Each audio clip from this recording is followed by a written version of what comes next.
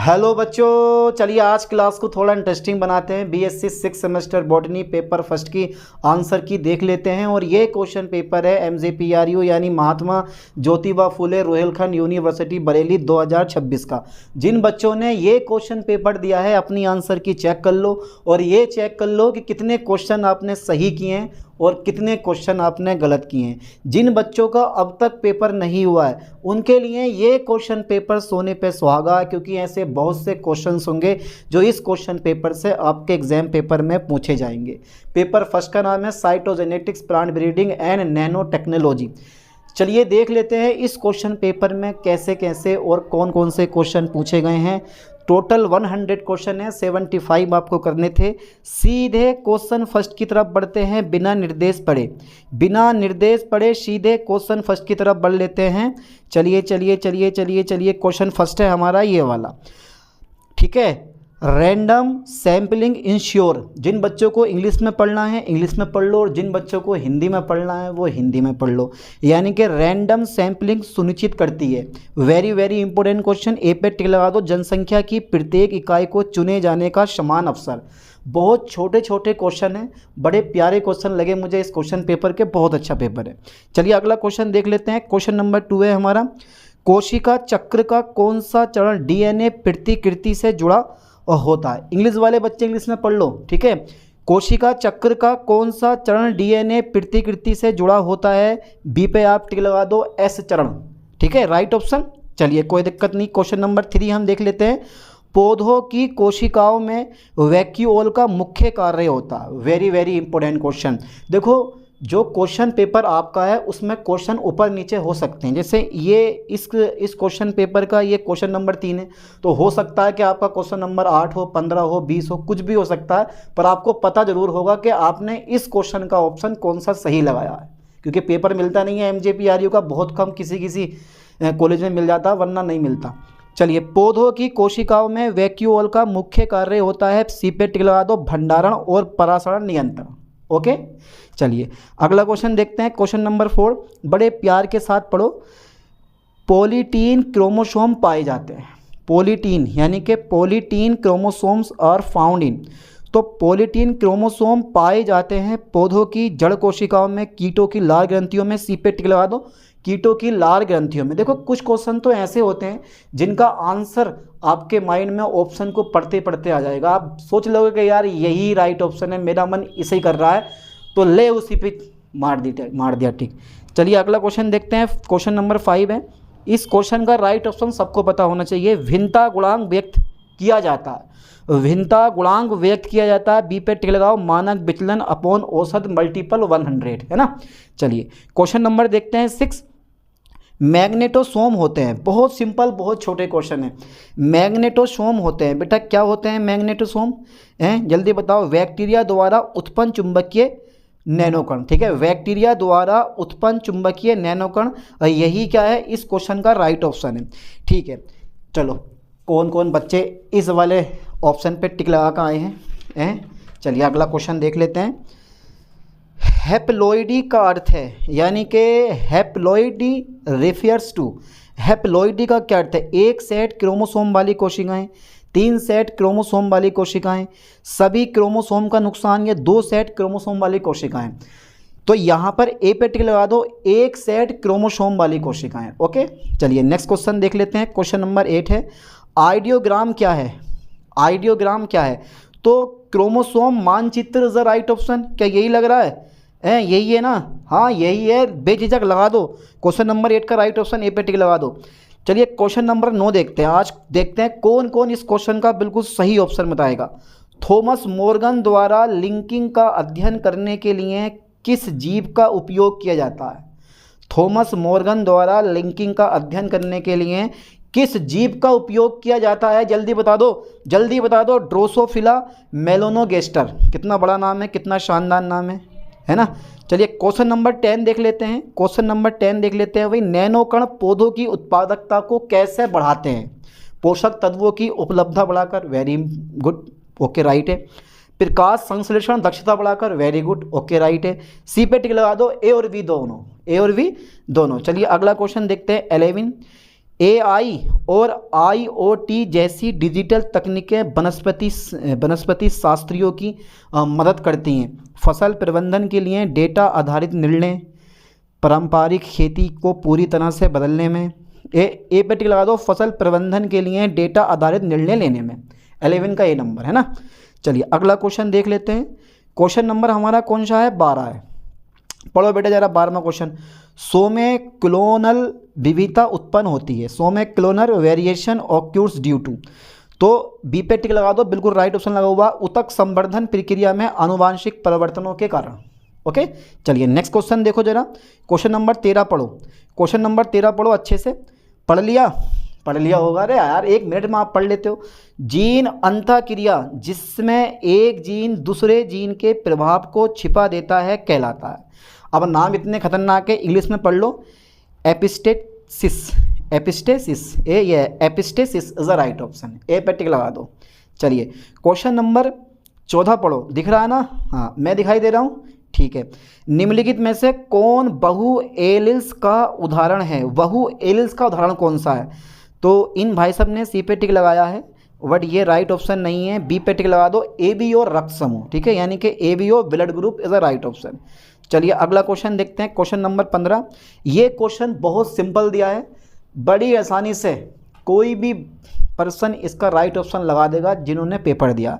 देखो कृषि में मशीन लर्निंग एल्गोरिथम का विश्लेषण है या विश्लेषण करता है। कृषि में मशीन लर्निंग एल्गोरिथम का विश्लेषण करता है। ए पे टिक लगाओ, मौसम, मिट्टी और पौधों के स्वस्थ डेटा के पैटर्न, राइट ऑप्शन है। तो ऐसे क्वेश्चन पढ़ते ही उनका ऑप्शन अपने माइंड में तुरंत आ जाता है, बोला यार यही राइट ऑप्शन है, इसी पे टिक लगा दो। चलो कोई दिक्कत नहीं, अगला क्वेश्चन देख लेते हैं। Question number 16। केलस संवर्धन शुरू किया जाता है। उतक खंड द्वारा केलस संवर्धन शुरू किया जाता है ना, यानी कि explants is the right option. चलिए क्वेश्चन नंबर देखते हैं 17। एंडोप्लाज्मिक रेटिकुलम को 2 प्रकारों में वर्गीकृत किया जाता है। क्लास 5th सेमेस्टर में आपने पढ़ रखा है। तो खुरदरा और चिकना, रफ और स्मूथ, सरल और जटिल, मोटा और महीन। L granule and A granule, अबे रफ और smooth is the right option, ठीक है। चलिए हिंदी में थोड़ा सा मिस्टेक कर दिया ऑप्शन में। क्वेश्चन नंबर 18 पढ़ो। हेट्रोसिस को किस नाम से जाना जाता है? हाइब्रिड शक्ति, HH। हेट्रोसिस को किस नाम से भी जाना जाता है? हाइब्रिड शक्ति के नाम से भी इस भाई सबको जाना जाता है। चलिए नेक्स्ट क्वेश्चन देखते हैं 19। बड़े बड़े क्वेश्चन नहीं दे रखे हैं, बहुत छोटे क्वेश्चन हैं, मज़ेदार दमदार। पढ़ो जरा। निम्नलिखित में से क्या केवल पौधों की कोशिकाओं में पाया जाता है? क्या केवल? माइटोकॉन्ड्रिया, कोशिका भित्ति, गोल्जी तंत्र, नाभिक। बी पे टिक लगा दो, कोशिका भित्ति यानी कि cell wall is a right option. अब सेल वॉल बनी किस चीज़ की होती है? 99 क्वेश्चन यही पूछ रखा है, अभी पूछेंगे वहाँ तक। सब्र रखो यार, सब्र रखो, सब्र तो रखो, सब्र का फल होता है। प्रोटोप्लाज्म संलयन का उपयोग किया जाता है सोमेटिक हाइब्रिडाइजेशन में। बी पे टिक लगा दो।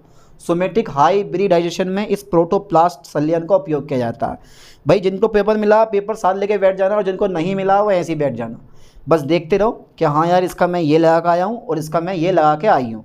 क्रोमोसोम खंड का विलोपन किसका उदाहरण है?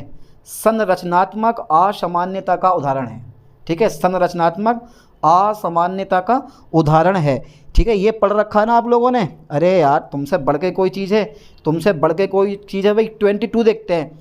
क्रोमोसोम बने होते हैं, डीएनए और प्रोटीन के क्रोमोसोम बने होते हैं। तो यहाँ पे सी पे टिक लगा दो, डीएनए और protein is the right option. चलिए क्वेश्चन नंबर 23 अच्छे से पढ़ो। कृषि में ब्लॉकचेन तकनीक सुनिश्चित करती है। कृषि में ब्लॉकचेन तकनीक सुनिश्चित करती है पारदर्शी और सुरक्षित यानी कि सुरक्षित डेटा लेन देन, है ना। चलिए क्वेश्चन नंबर देखते हैं 24। पहले क्वेश्चन पढ़ लो।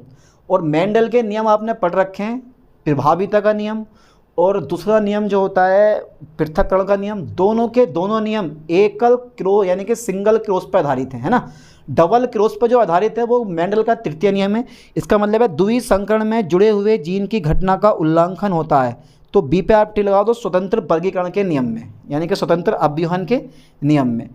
चलिए 25 देखते हैं। क्लोरोप्लास्ट में कौन सा वर्णक पाया जाता है? आपने पढ़ा हुआ क्लोरोफिल। और क्लोरोफिल में कौन सी धातु पाई जाती है? मैग्नीशियम, पता है ना। अरे यार तुम्हारे जैसा कोई नहीं, you are very very intelligent, आपकी तरह तो कोई हो ही नहीं सकता यार।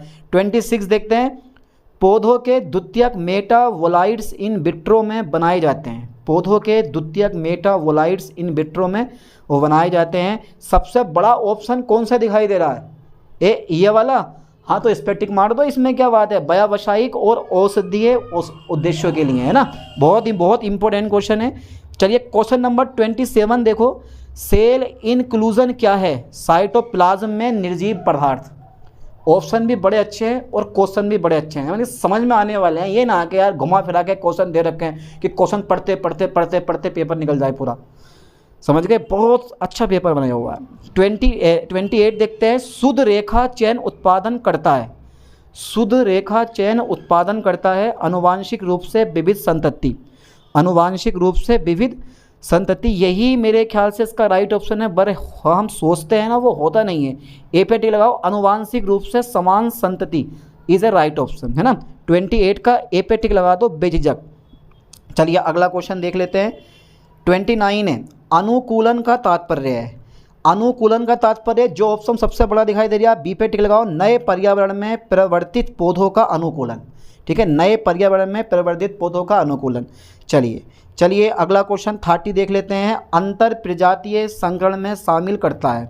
बताओ जरा फटाफट है इसे, किस पे आप सही टिक लगा के आए हो। सबसे बड़ा ऑप्शन जो दिखाई दे रहा है उसी पे टिक मार दो, समान वंश के विभिन्न प्रजातियों के पौधों का संकरण। 30 का B number is a right option. ठीक है, अरे यार कुछ क्वेश्चन तो मैंने बता दिया आपको, जो ऑप्शन सबसे बड़ा दिखाई दे, केमिस्ट्री के पेपर आने वाले हैं, जो ऑप्शन सबसे बड़ा दिखाई दे बेझिझक टिक लगा दो, राइट ऑप्शन होगा। अधिकांश में सबसे बड़ा ऑप्शन जो होता है वो राइट ऑप्शन ही होता है। अगर नहीं आ रहा है और नहीं पता है तब के लिए बता रहा हूँ, कभी ले आना धुन दे दबा दब दे दबा दब दे दबा दब, जो सबसे बड़ा ऑप्शन है उस पर दिखाई दे रहा है। पहले पढ़ लेना क्वेश्चन, अगर आपको आ रहा है ठीक है, नहीं आ रहा लगा दो। ठीक है, चलिए अगला क्वेश्चन देखते हैं 31। एमाइटोसिस पाया जाता है। बैक्टीरिया का नाम सुना है आपने? हाँ तो बैक्टीरिया में एमाइटोसिस पाया जाता है। ठीक है, चलिए अगला क्वेश्चन देख लेते हैं। अगला क्वेश्चन देखते हैं मेरे दोस्तों, क्वेश्चन नंबर 32 पढ़ो। निम्नलिखित में से क्या सायांख्यिकी की सीमा है? यदि डेटा अपर्याप्त हो तो इसे गलत समझा जा सकता है। ये जो है इसकी एक लिमिटेशन है। ठीक है, एरर भी बोल सकते हो, त्रुटि बोल सकते हो, कमी बोल सकते हो, यार कुछ भी बोल सकते हो। चलिए 33 देखते हैं, लाइसोसोम में होता है पाचन एंजाइम। हमेशा लाइसोसोम में क्या होता है? ऑलवेज पाचन एंजाइम होते हैं। चलिए 34 क्वेश्चन मैं दिख रहा हूँ, अब नहीं दिखाई दे रहा हूँ, कोई दिक्कत नहीं है। पहले क्वेश्चन पढ़ो जरा प्यार के साथ में। क्वेश्चन क्या है? क्रोमोसोम का अंतिम भाग क्या कहलाता है? फटाफट तेजी से पढ़ो। क्रोमोसोम आपने पढ़ रखे हैं, टीलोमियर का नाम सुना है? इसमें लिखा है टीलोमीर, अब एक खीर बना दिया इसको, telomere is the right option. ठीक है, चलिए अब देखते हैं क्वेश्चन नंबर 35। माइटोसिस को किस नाम से भी जाना जाता है? माइटोसिस को किस नाम से भी जाना जाता है? समान विभाजन के नाम से भी जाना जाता है। समान विभाजन तो होता है एक सेल की 2 सेल, यानी कि क्रोमोसोम की संख्या में कोई चेंज नहीं होता। 2x है तो 2x ही रहेगा। ये अरे सबको पता है, मैं नहीं बता रहा हूँ। चलिए क्वेश्चन नंबर 36 देखते हैं, कोशिका चक्र का विश्राम काल कौन सा है? G0 स्टेट, ए पे टिक लगा दूं। जो ये G0 फेस है ना, यही क्या है? इसका विश्राम काल होता है। चलिए अगला क्वेश्चन पढ़ लेते हैं। द्विलिंगी पौधों की एक विशेषता क्या है? एक ही पौधे पर नर और मादा प्रजनन दोनों होते हैं। एक ही पौधे पर नर और मादा प्रजनन अंग दोनों होते हैं। और अगर किसी क्वेश्चन में आपको डाउट लग रहा हो तो देख लेना आप लोग, हो सकता है क्वेश्चन गलत हो जाए। ठीक है, चलिए क्वेश्चन नंबर 31 देखते हैं, अपूर्ण प्रभुत्व की विशेषता क्या है?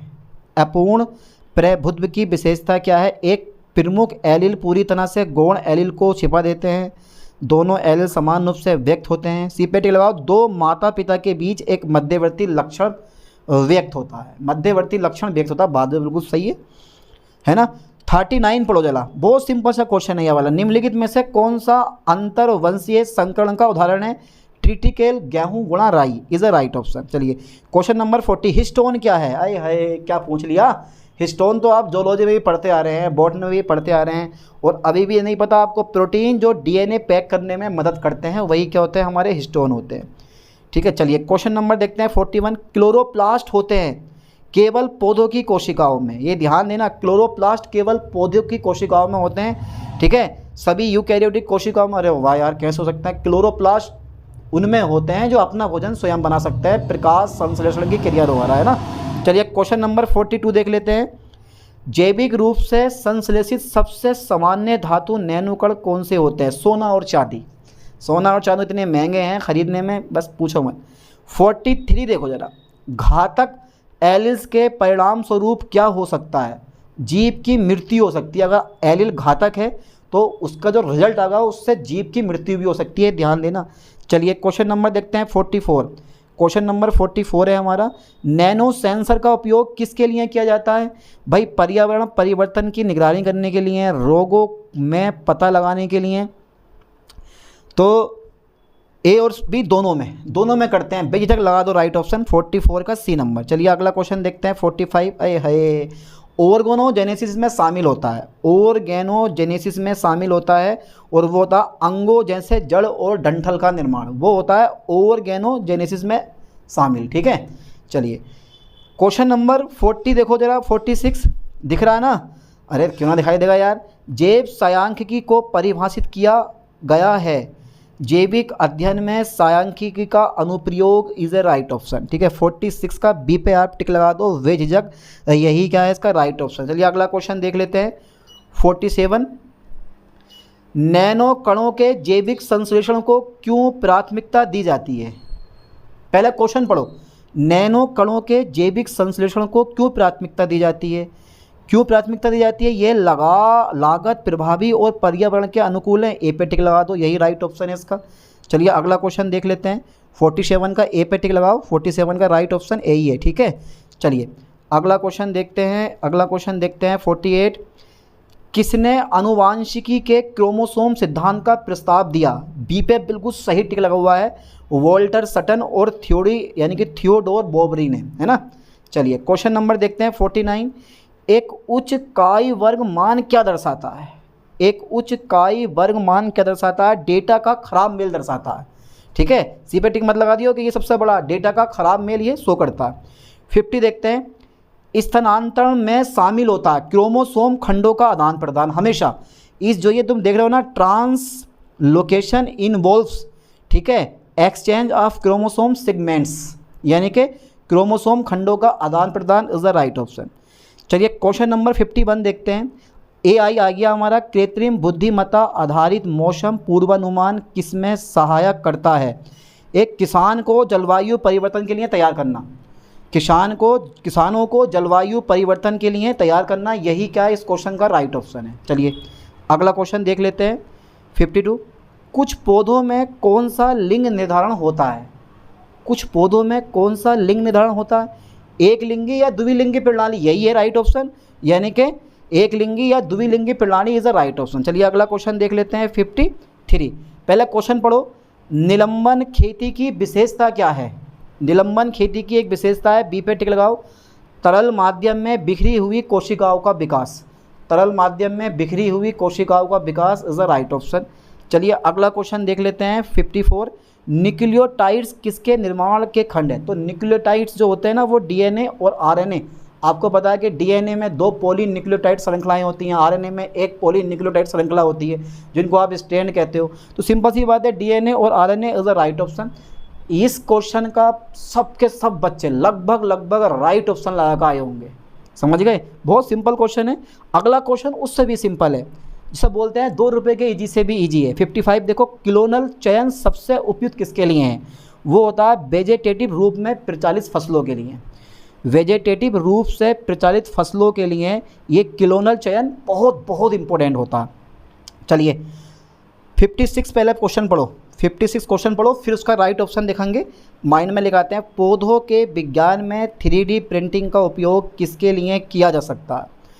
किसके लिए किया जा सकता है? फसल जीनोम की नकल करने के लिए, कृषि उपकरणों के प्रोटोटाइप बनाने के लिए। इन दोनों में से कोई एक राइट ऑप्शन है, आपको बताना कौन सा है। ए पे टिक लगा दो, कृषि उपकरणों के प्रोटोटाइप बनाने के लिए, है ना।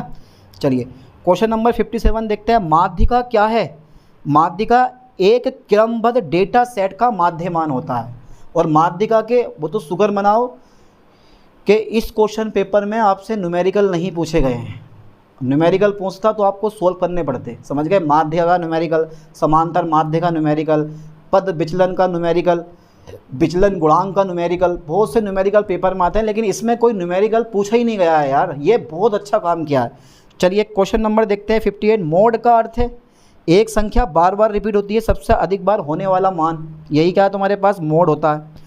चलिए 59 देखते हैं। कौन सा जीव आमतौर पर नैनो कणों के जैविक संश्लेषण में प्रयोग किया जाता है? बैक्टीरिया, कवक और पौधे। डी पे आप टिक लगा दो, यही क्या है राइट ऑप्शन है, नैनो कणों के जैविक संश्लेषण में प्रयोग किया जाता है। 59 का डी नंबर। चलिए 60 देख लेते हैं। पहले क्वेश्चन पढ़ो। संबंधित जीनों की बीच दूरी मापने की इकाई क्या है? सेंटीमोर्गन। ये जो सेंटीमोर्गन है यही क्या है? जीनों के बीच की दूरी मापने की यूनिट है, हमेशा याद करो। चलिए क्वेश्चन नंबर 61। सह प्रभाविता में गुणसूत्रीय स्वरूप दोनों एलिल्स को स्वतंत्र रूप से व्यक्त करता है या एक एलिल द्वारा पूरी तरह से प्रभावित होता है? तो यार 61 का मेरे ख्याल से राइट ऑप्शन जो है ना, बी पे टिक लगा दो आप, दोनों एलिल्स को स्वतंत्र रूप से व्यक्त करता है ना। चलिए अगला क्वेश्चन देखते हैं 62। क्रोमोसोमों में कौन सी संरचनात्मक विचलन है? पुनरावृत्ति, duplication is a right option, B पे टिक लगा दो। बहुत बहुत सिंपल और बहुत बहुत इजी क्वेश्चन है, लग रहा है ना आप लोगों की भी? अरे यार चलिए, राइबोसोम का प्रमुख कार्य क्या होता है? अब यहाँ पर डीएनए प्रतिकृति लिखा हुआ है, यानी कि डीएनए रिप्लिकेशन, प्रोटीन सिंथेसिस या एटीपी संश्लेषण या लिपिड संश्लेषण। तो राइबोसोम आप एक ज़माने से पढ़ते आ रहे हो कि राइबोसोम का काम क्या होता है? वो होता है तुम्हारे पास प्रोटीन संश्लेषण, यानी कि प्रोटीन का निर्माण करना, है ना, जो कि आरएनए करता है। चलिए 64 देखते हैं। भारत में किस फसल को कीट प्रतिरोधी के लिए सफलतापूर्वक विकसित किया गया था? बीटी कपास। अब बीटी का पूरा नाम पता है आपको? बीटी जो है इसका पूरा नाम बताना ज़रा, फुल फॉर्म। देखो आज कितने बड़े इंटेलिजेंट हो आप लोग हैं। बेसिलस थ्यूरिंजिएंसिस, ठीक है, बेसिलस थ्यूरिंजिएंसिस, इसके द्वारा ऐसी फसल विकसित की जाती है जिसमें लागत कम आए और पैदावार ज़्यादा हो और रासायनिक पदार्थ भी क्या हो, कम लगें, और समझ गए ना चीज़ को, लागत कम आए और फ़ायदा ज़्यादा हो। कुल मिला के बात ये है, रोगाणुओं से बचाने के लिए। अरे यार तुम यार क्या बताऊँ यार तुम लोगों को, तुम तो वैसे इंटेलिजेंट हो, एक बार में समझ जाओगे। कैरियोटाइप क्या है? क्रोमोसोम का दृश्य प्रस्तुति। कैरियोटाइप क्या है? क्रोमोसोम का दृश्य प्रस्तुति, यानी कि विजुअल रिप्रेजेंटेशन ऑफ क्रोमोसोम्स, है ना। चलिए क्वेश्चन नंबर 66 एक बार देख लेते हैं। निम्नलिखित में से पौधों की कोशिका भित्ति का मुख्य घटक क्या है? जल्दी बताओ, निम्नलिखित में से पौधों की कोशिका भित्ति का मुख्य घटक क्या? सेल्यूलोज से बनी होती है। देखो जब मैंने ऊपर बताया था ना, वो क्वेश्चन यहाँ पर आ गया। कोशिका भित्ति जो है वो सेल्यूलोज से मिलकर बनी होती है। चलिए क्वेश्चन नंबर 67 देख लेते हैं। लिपोसोम क्या है? लिपिड से बने वेसिकल्स, है ना, यानी कि वेसिकल्स फॉर्म्ड फ्रॉम लिपिड्स, है ना। चलिए अगला क्वेश्चन देखते हैं, बहुत सिंपल क्वेश्चन 68 देख लेते हैं। कौन सा संरचना नाभिक को साइटोप्लाज्म से अलग करती है? वो करती है nuclear envelope, is a right option, है ना। चलिए अगला क्वेश्चन देख लेते हैं। यही टिक लगा गए हो आप लोग? अरे यार 4 बच्चे अगर देख रहे होंगे तो चारों का माइंड अलग अलग है, चारों ने अलग अलग ऑप्शन चुने होंगे, जिसको पता होगा राइट ऑप्शन है बस उसी ने सही चुना होगा बिल्कुल। चलिए 69 देखते हैं। ये रहा क्वेश्चन हमारा, ये रहा, यानी कि एनपीलॉइडी का अर्थ है क्रोमोसोम का खोना या बढ़ना, ठीक है। एनपीलॉइड का यही तो अर्थ है, क्रोमोसोम का खोना या बढ़ना। चलिए 70 नंबर देख लेते हैं। क्वेश्चन नंबर 70 है हमारा, बायोमिनरलाइजेशन का अर्थ है कणों का संश्लेषण करने के लिए खनिजों का उपयोग, जैविक जीवों द्वारा खनिजों का निर्माण। तो 70 का ए नंबर, नैनो कणों का संश्लेषण करने के लिए खनिजों का उपयोग, यही सबसे सटीक आंसर मुझे लग रहा है और यही इसका राइट ऑप्शन होना भी चाहिए। क्या लग रहा है आप लोगों को? नैनो कणों का संश्लेषण करने के लिए खनिजों का उपयोग लगा दूं? नहीं यार, इसका राइट ऑप्शन ये वाला है, जैविक जीवों द्वारा खनिजों का निर्माण। समझ गए? चलिए अगला क्वेश्चन देख लेते हैं 71। कौन सा गुणसूत्र प्रकार है जिसमें केंद्रक अंतिम छोर पर स्थित होता है? वो है telocentric, is a right option. चलिए अगला क्वेश्चन देखते हैं। 71 का सी नंबर है हमारा। चलिए 72 देखते हैं। अंगणित माध्य की गणना इस प्रकार की जाती है। बेटे ने न्यूमेरिकल नहीं रखे, तुम्हारा बहुत बहुत बड़ा फायदा हो गया, न्यूमेरिकल ना रखे तो उसने, और आप लोगों ने सबने सी पे टिक लगा दिया होगा, सभी मानों का योग अवलोकनों की संख्या से विभाजित, है ना। चलो कोई नहीं, क्वेश्चन नंबर 73 देखते हैं आज। निम्नलिखित में से कौन सा गुणसूत्र विकृति का प्रकार नहीं है? अनुवाद is a right option, translation बोलते हैं इसको इंग्लिश में। बहुत दमदार, बहुत बिल्कुल राइट ऑप्शन लगा आए हैं, ठीक है। चलिए 74 देखते हैं। 74 देखो, लैम्प ब्रश यानी कि lamp brush chromosomes are commonly found in oocytes यानी कि अंडाणु में पाए जाते हैं। यानी कि जो ये लैम्प ब्रश गुणसूत्र है ना, ये अंडाणु में पाए जाते हैं, है ना। चलिए 75 देख लेते हैं। गुणसूत्रों का कोशिका के समतल पर संरेखण किस चरण में होता है? प्रोफेज लगा दो ठीक बेझिझक, ए पे टिक लगा दो, प्रोफेज राइट ऑप्शन।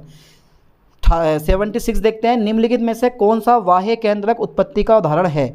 वो है तुम्हारे पास मानवों में हीमोफिलिया, पौधों में विविधता, यानी कि 76 का जो राइट ऑप्शन है वो बी नंबर है, पौधों में विविधता इज अ राइट ऑप्शन। चलिए अगला क्वेश्चन देखते हैं 77। चलिए पौधों के उतक संवर्धन में भ्रूणोत्पत्ति का मतलब है, वो है तुम्हारे पास समाधिक कोशिकाओं से भ्रूण, समाधिक कोशिकाओं से भ्रूण इज अ राइट ऑप्शन। अगला क्वेश्चन पढ़ो प्यार के साथ जरा। 78 देख लेते हैं। निम्नलिखित में से कौन सा गुणसूत्र का हिस्सा नहीं है? क्रोमेटिड गुणसूत्र का हिस्सा है, सेंट्रोमियर गुणसूत्र का हिस्सा है, टेलोमियर भी गुणसूत्र का हिस्सा है, लेकिन जो ये गोल्जी एपरेटस है यानी कि गोल्जी बॉडी है, ये क्रोमोसोम का हिस्सा नहीं है, ठीक है। कहाँ राजा भोग कहाँ गंगू तेली, वो वाला हिसाब है। 79 पढ़ो। कौन सी प्रक्रिया गुणसूत्रों की संख्या को आधा करती है? म्यूसिस, ठीक है, यानी कि अर्धसूत्री विभाजन, बी पे टिक लगा दो इज अ राइट ऑप्शन। चलिए अगला क्वेश्चन देख लेते हैं। 79 का बी म्यूसिस, 79 का बी है क्या है? चलो क्वेश्चन नंबर 80 देखो जरा। प्रोटोप्लास्ट पृथक्करण किसका उपयोग करके किया जाता है? ए सी पे टिक लगा दो, एंजाइमेटिक पाचन और यांत्रिक शेयरिंग दोनों, है ना। चलिए क्वेश्चन नंबर देखते हैं 81। प्लाज्मा झिल्ली का कार्य क्या है? जल्दी बताओ, what is the function of plasma membrane? तो प्लाज्मा झिल्ली कभी प्रोटीन का निर्माण नहीं करती बेचारी, ये हमेशा अणुओं का परिवहन करती है, अपने अंदर से आने जाने देती है। अब हर प्रकार का अणु अपने अंदर से ये आने जाने देती है। सेल वॉल है, ये दीवार क्या काम करती है हमारे घरों की, हर चीज़ को रोकने का काम करती है, वैसे ही ये, ठीक है। चलिए 82 देखते हैं। कृषि रोबोट किस में मदद करती है? तो कृषि रोबोट किस में मदद करते हैं? वो हमेशा सटीक खेती और फसल कटाई में मदद करते हैं, ओके। चलिए 83 देख लेते हैं फटाफट तेजी से। 83 है। म्यूसिस के किस चरण में क्रॉसिंग ओवर होता है? म्यूसिस के किस चरण में क्रॉसिंग ओवर होता है? यार ये प्रोफेज फर्स्ट है, इसका मतलब है जो हमारा एक क्वेश्चन है ना, ये वाला ए ये वाला कहाँ गया रे, अरे कहाँ गया भैया, मिल जा ये वाला। 75 देखो जरा एक बार यार, 75 क्वेश्चन है, मिस्टेक हो गई है, मेटाफेज है इसका राइट ऑप्शन, बी पे टिक लगा दो, मेटाफेज है ना, metaphase is a right option. चलिए अगला क्वेश्चन देख लेते हैं। अगला क्वेश्चन देख लेते हैं, कौन सा क्वेश्चन था हमारा? 81 83 हमारे हो गए हैं, प्रोफेज फर्स्ट पे टिक लगा दो 83 में। 84 देखो जरा। पौधों के प्रजनन में सामान्यतः उपयोग किए जाने वाले रासायनिक उत्परिवर्तन में शामिल है ए और सी दोनों, यानी कि कोलचिसिन और ईएमएस दोनों इज अ राइट ऑप्शन। चलिए अगला क्वेश्चन देखते हैं 85। न्यूक्लियोलस का मुख्य कार्य क्या है? न्यूक्लियोरस का मुख्य कार्य क्या है? तो न्यूक्लियोरस का जो मुख्य कार्य है वो क्या होना चाहिए, जल्दी बताओ, सी पे टिक लगा दो, राइबोसोम का उत्पादन, क्या यही राइट ऑप्शन है, यानी कि राइबोसोम प्रोडक्शन? 85 का C number is a right option. चलिए अगला क्वेश्चन देख लेते हैं फटाफट यही से। बहुपरक वंशागति उन लक्षणों को नियंत्रित करती है जैसे गेहूं में दाने का रंग। ये जो बहुपरक वंशागति है ये उन लक्षणों को कंट्रोल करती है जैसे गेहूं में दाने का रंग। चलिए अगला क्वेश्चन पढ़ो 87, छोटा सा क्वेश्चन है। लिंकज को इस प्रकार परिभाषित किया जाता है, एक ही गुणसूत्र पर जीनों का शारीरिक संघ, एक ही गुणसूत्र पर जीनों का शारीरिक संघ इज अ राइट ऑप्शन। चलिए अगला क्वेश्चन देखते हैं 88। गूगल स्कॉलर मुख्यतः किसके लिए उपयोग किया जाता है? गूगल स्कॉलर मुख्यतः किसके लिए उपयोग किया जाता है? तो शोध लेखों और अनुसंधान पत्रों का एक्सेस करने के लिए, हमेशा याद करो। चलिए क्वेश्चन नंबर 89 देखते हैं। कौन सा अंगिका कोशिका में हाइड्रोजन पेरोक्साइड का विष मुक्त करना है? Peroxisome is a right option. अगला क्वेश्चन पढ़ो 90। जैव सांख्यिकी विश्लेषण के लिए सामान्यतः कौन सा सॉफ्टवेयर उपयोग किया जाता है? MS excel and SPSS। MS excel तो आपने चलाया होगा, जिन ने कंप्यूटर सीखा, MS एक्सेल जरूर सीखा होगा लोगों ने। 91 क्वेश्चन पहले पढ़ो, फिर उसको राइट ऑप्शन देखते हैं कौन सा होगा। नैनो टेक्नोलॉजी उन संरचनाओं से संबंधित है जो निम्नलिखित पैमानों पर होती है, मिलीमीटर, माइक्रोमीटर, नैनोमीटर, सी पे टिक लगा दो, क्योंकि नैनो टेक्नोलॉजी है ना, तो nanometre is a right option. चलिए अगला क्वेश्चन देखते हैं 92। बाह्य केंद्रक वंशागति में शामिल है वो जीन जो माइटोकॉन्ड्रिया या क्लोरोप्लास्ट में प्रेजेंट होते हैं। राइट ऑप्शन है बी पे लगा दो। चलिए 93 देख लेते हैं, बहुत ही धुंधला क्वेश्चन है हमारा, यानी कि विच organelle is responsible for packaging and secretion, कौन सा अंगिका पैकेजिंग और श्रवण के लिए जिम्मेदार है? गोल्जी यंत्र, राइबोसोम, लाइसोसोम या एरोक्सी रोग? मुझे तो दिख रहा है लेकिन पेरोक्सी रोग ए, यहाँ पे जो ये है ना ए पे ये गोल्जी एपरेटस, यही क्या है इस क्वेश्चन का राइट ऑप्शन है। चलिए सीधे आगे बढ़ते हैं बेझिझक। 94 देखो, न्यूक्लियोप्लाज्मा क्या है? न्यूक्लियोप्लाज्मा क्या है? माइटोकॉन्ड्रिया का साइक्लोप्लाज्म, नाभिक के अंदर जेल जैसी पदार्थ, सी पे टिक लगा दो, नाभिक के अंदर जेल जैसा पदार्थ जो होता है वो न्यूक्लियोप्लाज्मा होता है। चलिए क्वेश्चन नंबर 95 देखते हैं। अरे वही तो था न्यूक्लियोप्लाज्मा। मानक विचलन मापता है डेटा का फिलाप या परिवर्तनशीलता, है ना, डेटा का फिलाप या परिवर्तनशीलता, ये मानक विचलन मापता है। क्वेश्चन नंबर 96 देखो, अध्ययन के लिए चुनी गई जनसंख्या का एक उपसमूह कहलाता है नमूना। अब ये कौन सा नमूना आ गया, वो वाला हिसाब। 97 यानी कि इंफॉर्मेशन एंड लाइब्रेरी नेटवर्क का अर्थ है, अरे इसकी फुल फॉर्म ही पूछी है, यानी कि INFLI इन फिलिप नेट का अर्थ है information and library network. Information and library network is a right option. चलिए 98 देख लेते हैं, मात्र विरासत के लिए निम्नलिखित में से कौन सा सत्य है? लक्षण केवल माँ से विरासत में प्राप्त होते हैं। लक्षण केवल माँ से विरासत में प्राप्त होते हैं, बात तो बिल्कुल सही है। 99 देखो जरा, माइटोकॉन्ड्रिया DNA है वह डबल स्ट्रैंडेड सर्कुलर, यानी कि दोहरी श्रृंखला वृत्ताकार। चलिए अगला क्वेश्चन 100 देख लेते हैं, लास्ट क्वेश्चन। कौन सा अंगिका को कोशिका का पावर हाउस के रूप में जाना जाता है? माइटोकॉन्ड्रिया। अरे भैया बहुत जमाने से आप पढ़ते जा रहे हो और आज भी इस क्वेश्चन को पूछ लिया गया। चलिए तो 100 क्वेश्चन मैंने आज इस लेक्चर में कवर करवा दिए हैं। अच्छे से अपना आंसर की मिला लो कि यार राइट ऑप्शन कौन से क्वेश्चन का कौन सा है, और पढ़ भी लो। और जिन बच्चों का पेपर नहीं हुआ है वो भी इस क्वेश्चन को बड़े प्यार के साथ में पढ़ो, क्योंकि बहुत से क्वेश्चन आपके एग्ज़ाम पेपर में इस क्वेश्चन पेपर से फंसने वाले हैं। ठीक है, चलिए मिलते हैं नेक्स्ट वीडियो में नेक्स्ट लेक्चर के साथ। थैंक्स।